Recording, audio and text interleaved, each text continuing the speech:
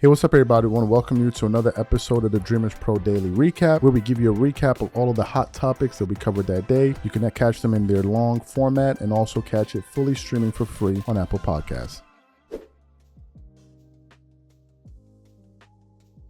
Today we got a great show. Welcome again to another week. We're almost through the month of August, so we're almost there, guys. We're almost there. But there was a story that stood out to me. And it was featuring some comments that VJ Edgecombe recently made. And the headline is, I'll just read it for you. It says, VJ Edgecombe reacts to claims that LeBron James and Jaylen Brown will stunt his development. Now, I don't know if you guys remember, about a month or so ago, we produced a show where we were reacting to some comments that Rich Paul had to make, LeBron's agent, on his podcast with Max Kellerman. And he was essentially telling VJ to not pay attention to the outside noise. Don't pay attention to your numbers, that everything is going to be all right. Take a look at this video here from about a month or so ago. Decision making in terms of who to feed, in terms of when to score, is impeccable. And I he might be the fifth option on the team. I think based on what's available. Yeah, I think Tyrese is probably going to benefit the most in all ways because he's not the youngest, but he's a perennial all-star now. Sure. And it's his team. The second most benefactor is VJ Edgecombe. And the reason why I say that is because if he embraces it the right way and don't listen to anybody on these social media channels in terms of you're only averaging 12.5 points this year. That don't matter. Right. Does not matter.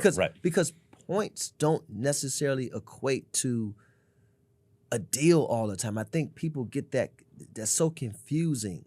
OG Anunoby got, because he's a winning player, and it was very clear, his quality of his play when healthy was very clear, got $200-something million. Yeah, it's value. Because it's value. Edgecombe, to me, out of everyone on that team, I would, and by the way, I know Maxey is your guy.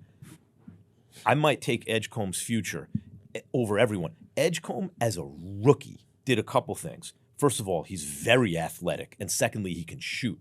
But what I saw, Rich, when you see an athletic guy who can shoot as a rookie having a good season, I want to know how he plays when the pressure gets ratcheted up. He played well in the playoffs as a rookie. Yeah, a rookie. But if you watch the games, there's a lot to unpack. My thing with VJ is the reason why I say he's going to benefit is because it's almost like when Rockefeller was selling oil. Right? Well, there's a substance that runs off of that oil that they don't use, which is kerosene. So in your game, you're being able to separate the two. Yes, VJ is ultra talented, athletic, can do it all, etc.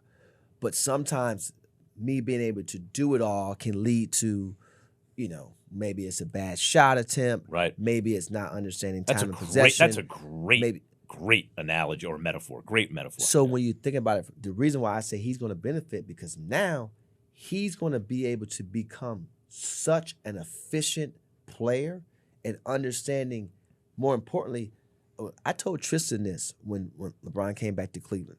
I said, Tristan, there's 5 pockets on a pair of jeans.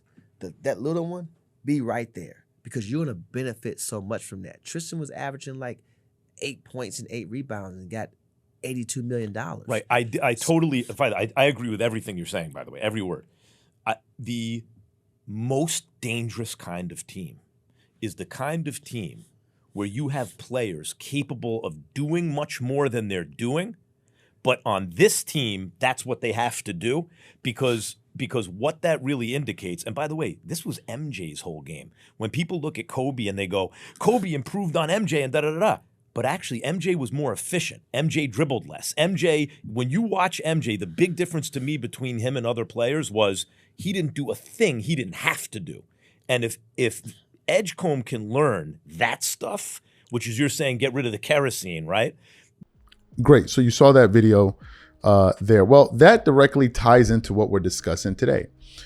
Because essentially in this article, VJ's addressing that. And I want to read it, a little bit of it. It says, The Philadelphia 76ers have been hailed as winners of the offseason, but a couple of their players have been called the losers. With LeBron James and Jaylen Brown joining the 76ers, a 76ers team that already has Joel Embiid, concerns have been raised about Tyrese Maxey and VJ Edgecombe. Golden State Warrior forward Draymond Green said Edgecombe could be the biggest loser in this situation, while some former NBA players believe his growth might be stunted. The chatter has grown louder, and the 23-year-old was asked about his role and the notion that that James and Brown's arrival will stunt his development. We actually want to play it.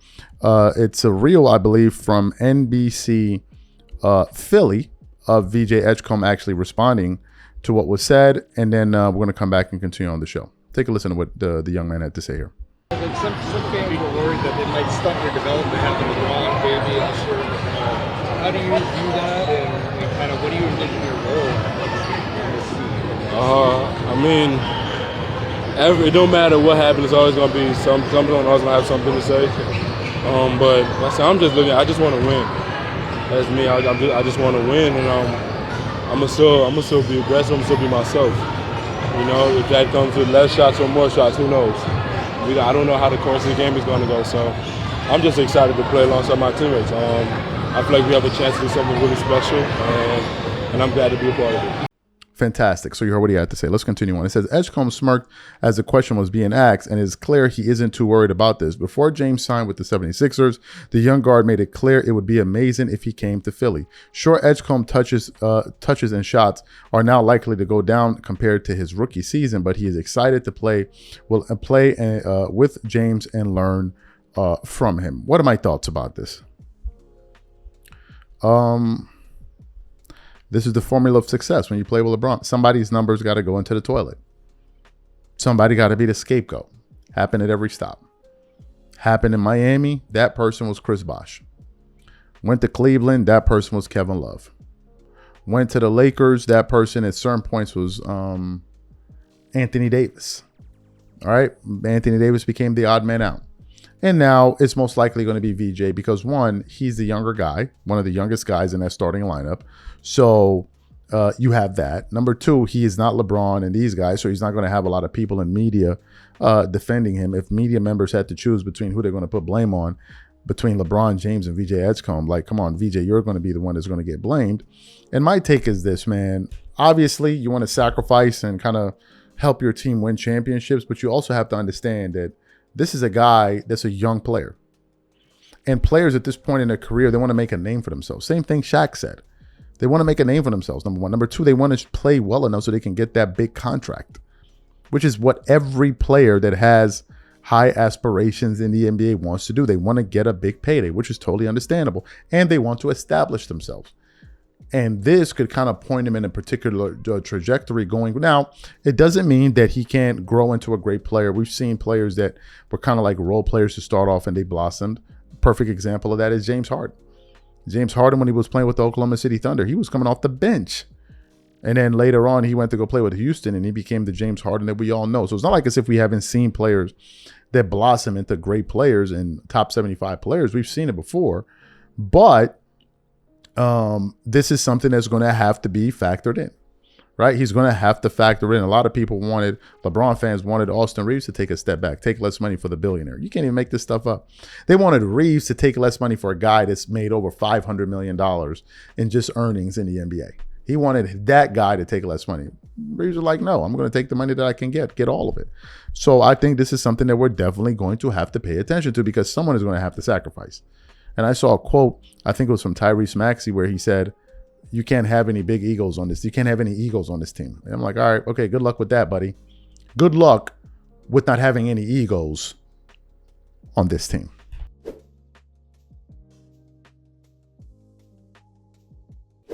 Here we go again with this topic here. Rich Paul is back at it again.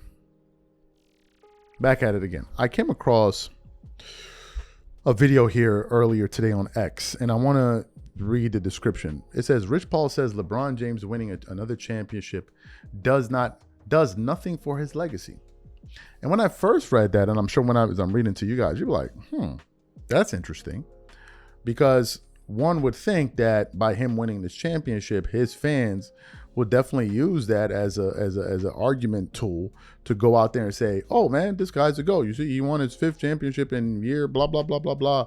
Michael Jordan couldn't do this, blah, blah, blah. And they're going to ignore the fact that he's going to be playing with Jaylen Brown, Tyrese Maxey, Jawan. They're going to ignore all of that.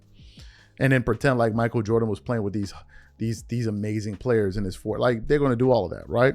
So I was very surprised to hear that until I heard what the full audio, what he said. You can't make this stuff up here. Take a listen to Rich Paul here and what he had to say, and then we'll come back and continue on. See, Rich, would it mean the most for them, for their legacy, to win a championship this season? Okay, there's a guy, I don't know if you're familiar with him, named LeBron James. He went to the Philadelphia 76ers after they got Jaylen Brown. Really? Legacy, no, it means absolutely nothing. I'm going to tell you it does, but you may say it doesn't. Of course you want to tell you it does. You're a fan. Doesn't mean nothing to his legacy. You may say it. What does it do to his legacy? Nothing. He's already in the Hall of Fame. There's nobody to ever pick up a basketball that can have a conversation with him about basketball. A discouraging conversation. They can talk about it all they want, but they can't deprive him of anything in the basketball universe. There's no room he can't be in when you're talking about basketball amongst every great that ever played the game. So no, you got to let somebody else have. I mean, don't get me wrong. He's playing to win. Obviously, he made the choice to go to Philadelphia, but I think it's less about his legacy, and his legacy is already established. Well, I happen to agree. Some people that needs to win in order to position themselves from a legacy perspective. I happen to agree with you about him versus other players in the league legacy, but I would say that LeBron is in the area of his career where nothing he can do can detract from his greatness, but you can always add. Like it would enhance. Winning a championship's a big deal. Yeah, but okay, yeah, you play to especially win. At that Obviously, age. You want to win, but it doesn't affect his legacy. What part of it will it affect? Well, only in the sense that it's another piece of greatness accumulated. But I agree with you. There are others for whom it would mean more. Giannis is in Miami. If Giannis wins a championship with his second franchise, where he's joining a franchise that wasn't close to a championship, and then he joins and wins, I think that means really it means a lot. Yes. Who else are you thinking about? There's some that have won. Joker, Giannis, it would mean a lot. Tatum, it would mean a lot. If Brunson goes back to back, it would mean a lot. A lot. All those guys. Yeah. Because there's a big difference between winning one and being a multiple-time champion. If Wemby wins his first, if Ant-Man wins his first. So you heard his comments. I'll read it once more. It would mean absolutely nothing for his legacy because he's already in the Hall of Fame. There's nobody to ever pick up a basketball that could ever have a conversation with him about basketball. There's nobody that has ever picked up a basketball that could have a conversation about basketball with LeBron James. So Kobe Bryant could never have a conversation with LeBron James about basketball. Michael Jordan could never have a conversation. So basically, they're not on his level. He's on a level all by himself. Why do you say so? Why do you say so? Do you guys know that LeBron leads the NBA in turnovers in NBA history? He has the most turnovers of anybody that's ever played. Ever. No one has turned the ball over more than this guy right here. But nobody can have a conversation with him. Michael Jordan had 2 3-peats. He can't have a conversation with LeBron James about nothing. Jordan had a defensive player of the year, 9 off. He can't say nothing. He can't talk to him. Nothing. Bulls went on I think for an 8-year period where they never lost more than 2 games in a row. He can't talk to LeBron James. He can never have a conversation with him. He's just by himself. So if this is already established, why is he still playing? Well, you'll say, oh, you're just playing for the love. No. He's still playing. LeBron is still playing because he knows he's not the GOAT. That's why. And they are on this conquest or this quest to prove to some people out there that, look, LeBron can win 5 more championships. He's not going to convince people. Because, number one, we already saw him in his prime. Number two, we're watching how he's getting there. Like, he's joined a super team. And when you compare that with the help that Jordan played with, it's even laughable. Now, some LeBron fans like to say, oh, LeBron didn't play anybody. Are you guys aware that LeBron James and Michael Jordan played roughly about the same amount of top 75 talent in the finals? LeBron fans don't even know this because they're idiots. They don't even know that. They don't even know that Michael Jordan and LeBron James faced about virtually the same amount of top 75 talent in the finals. They don't know this. Let's go through some of the top 75 guys LeBron has faced in the finals. Tim Duncan, Kawhi Leonard in the finals. Kawhi Leonard, Dirk Nowitzki, Jason Kidd, that's 4. Those are Kevin Durant, James Harden, Kevin Durant, James Harden, Russell Westbrook, that's 7. Then we go to the Warriors, Stephen Curry. I already mentioned Kevin Durant. That's it. 7, 8 people. Those are the best. Jordan, just off the top of my head. Magic Johnson. Worthy. Gary Payton. John Stockton. Karl Malone. Who else? Who else am I missing here? Karl Malone. I know he played the Jazz twice. There was somebody else. I can't think of it right now. Who else did Jordan play? I said Gary Payton. It's about 5 or 6. Or 6 or there, but I can't remember who else. Oh, Charles Barkley. That's 6. And then there should be somebody else. Charles Barkley, and somebody else. I can't remember. Virtually the same. But if you listen to LeBron fans, they will think that LeBron played 100,000 top 75 players and Jordan played no. Oh, who else? I can't remember. This is just a second here. There's somebody else. Let me just check. Did MJ play? Let me just check real quick because I'm pretty sure he did.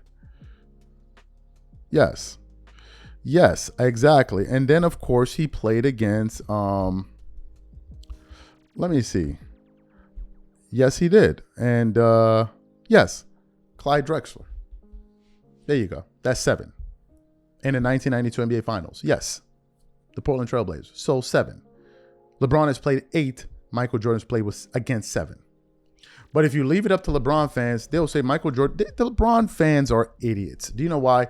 Because their basketball knowledge doesn't go beyond his history. That's it. LeBron fans' basketball knowledge begin and end with LeBron James. So they don't even know that. That's why they're so stupid enough to say, who did Michael Jordan face in the NBA Finals? Who did he face? They're idiots. These guys are idiots. They are idiots. There's no other way to say it. They are idiots. They don't even know this. All they know is LeBron played Kevin Durant, Stephen Curry, and Klay Thompson in the final. They don't know who else he played. They don't know who else he played. But let me ask you this. What finals did Michael Jordan play with where he didn't play against a top 75 player?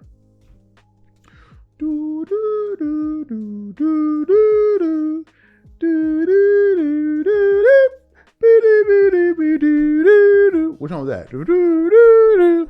Which finals did LeBron James play with when he didn't play against a top 75 player? In 2020 against the Miami Heat, where the leading scorer was Goran Dragic.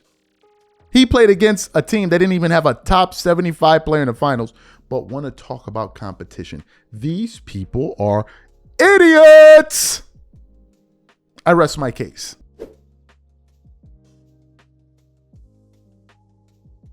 Jeff Teague is back at it again, pissing off LeBron fans.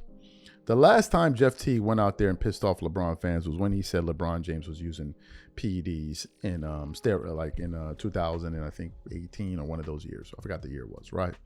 Oh, they were really pissed off, and it sent the internet into a blaze. He had to come out there and apologize. It was a really, really, really, really bad look. But ever since then, he's kind of laid low. He hasn't really spoken much about LeBron James, but today he did. Now, as you guys know, a lot of people in the media up there twerking it up all over the place because they feel the Philadelphia 76ers are going to win the NBA championship this year. Or if not win, they think they're going to be very, very good. Although you've heard some people like Brian Windhorst begin to taper some of the expectations, saying that he doesn't even think they're going to win 50 games. But that's a different conversation for a different day. So I was just going through the World Wide Web today, and I came across a video here from NBA Central, and it says, Jeff Teague says he's taking the heat over the Sixers now that they've signed Klay Thompson, and LeBron fans just essentially had a titty attack.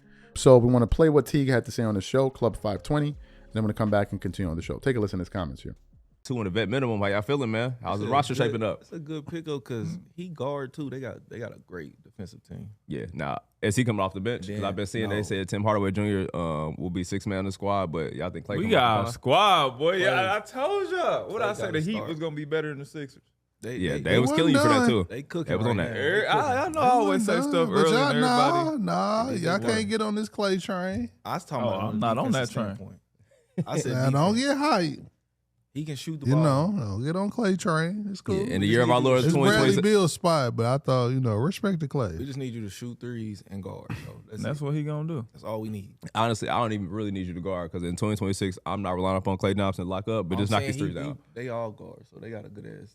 Yeah, they all compete Okay. defensively. Now, Mook, last year, you know what I'm saying, he was high in Miami until it got wicked. You back on the bandwagon? Back, man. Yeah. Oh, y'all was just Oh. on Philly. I said Miami was gonna be better than train Philly. rolling, baby. I'm back.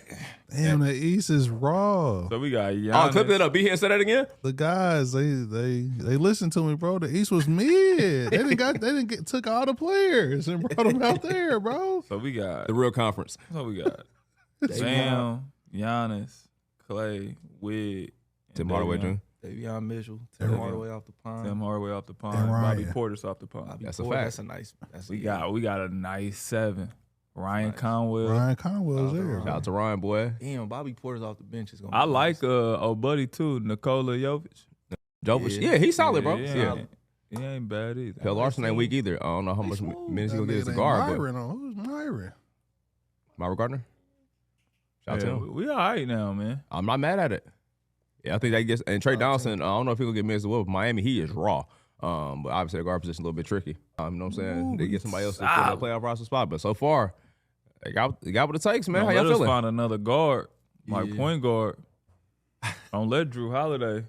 I seen that. Don't let Portland, Drew y'all better Holiday. not let Drew Holiday go, bro. Not do don't. it, Portland. He has to stay in the Let West, him bro. go to Miami, man. Don't let Drew Let's Holiday cook. get out there. Yeah, just go ahead and man. cook. They should Nah, have Now, if we go let wild Ja out, go let him go there. to Philly. If we're going to get annoying, let Drew go to Philly. The Knicks have shook the league up, bro. Don't let Drew get out of there and get a buyout Shout out to the Knicks, man. and go to Miami. All right, man. I ain't mad at it, The Clay. on East is- South the Beach. East is wicked. My Get my God. jersey ready, cuz. Whenever you getting. Yeah, I'm probably Damn, worth so 55. Miami a He's top crazy. 4 seed. Jay Who- Will. 55 Miami for the better than Cleveland? Yeah, bro. For sure. So they dropped down. GG's, cuz. Yeah. Miami better than the Celtics? Yeah. Heat. They Yeah. dropped down. They better than the Detroit Pistons? Yes. Yes. We Damn, are. they We are dropped the down? we are the best team in the East. We've competed They- with they the. Yeah. What was in the past doesn't matter anymore. Respectfully, bro. Miami and Philly taking over them first 2 spots? Nah, It's the locked Knicks are up. still up there. Knicks is still Gotta up respect there. the Knicks? Knicks. Okay, There's that's one- top 3. Top 3 is sold up. They definitely top 4. Wow. Okay. I mean, that is Giannis. And when Giannis plays, bro, Giannis kills. Yeah. And him and Bam. And his Yeah. teams 83. usually are like top 4 in the East Yeah. when he plays. Yeah. Nah, Miami cold. I ain't no hate. They fire. They got a Especially if Clay just give them 75%. Bro, if you Need- just they hit a don't couple need some threes. We shooters. just need you to hit 3 threes. Him and Yeah. Tim Hardaway gonna space the floor. No, And that's, Wig. that's a fire ass. Yeah, Wig Yeah. too. And you got vets in the locker Still room, too. athletic. Ball's going to be high. Yeah, Miami, I got something to be happy about. Shout out to Clay, man. Fantastic. So you heard what he had to say. This is hilarious. Let me tell y'all something, LeBron fans. For as much trash as y'all talk, and y'all talk a lot of it, if the Sixers don't win the championship this year, y'all might as well not come outside. Y'all might as well not show your faces in public. because it's not going to end well for you guys. I'm just telling you the God's honest truth right about now. You're going to have a hard time showing your face outside because y'all have been twerking it up all summer long. Oh, man, they're going to do this. We're going to do that, man. We're going to do this. We're going to work on magic and blah, blah, blah, blah, blah. If y'all don't win, this will be the biggest failure in NBA history for LeBron James. This one right here. Because you're on a team with the former MVP, a finals MVP, 3 All-Stars damn near, plus yourself, who a lot of your fans consider to be the greatest player of all time. And he's so great right now, even at his advanced age. And if you don't win a championship there, it's a wrap for y'all. It's a ribbity rabbity rap. We gonna flame y'all forever. Forever.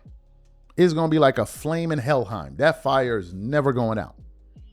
It's going to be a wrap for y'all. So y'all better win.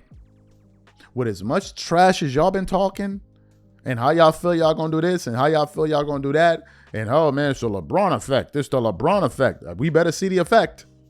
He better put it down the way he normally does it. Because if he doesn't, consider the fan base cooked.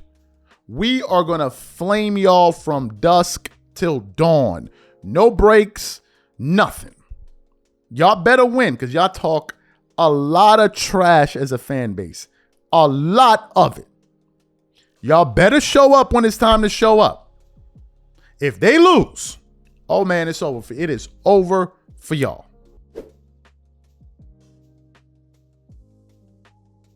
So I was recently doing a show reacting to some comments that Rich Paul made on his podcast where he was essentially saying that no one can talk to LeBron James. Essentially, he's in a level. No one that's ever played basketball could talk to LeBron James. He can go in any room that anybody else went in and blah, blah, blah, blah, blah. Take a listen to Rich Paul here quickly talking about this. See, Rich, would it mean the most for them, for their legacy, to win a championship this season? Okay, there's a guy, I don't know if you're familiar with him, named LeBron James. He went to the Philadelphia 76ers after they got Jaylen Brown. His really? legacy, no, it means absolutely nothing. I'm going to tell you it does, but you may say you it want doesn't. To tell you it does. You're a fan. Doesn't mean nothing to you his may legacy. say it. What does it do to his legacy? Nothing. He's Well, already in the Hall of Fame. There's nobody to ever pick up a basketball that can have a conversation with him about basketball. He's a discouraging conversation. They can talk about it all they want, but they can't deprive him of anything in the basketball universe.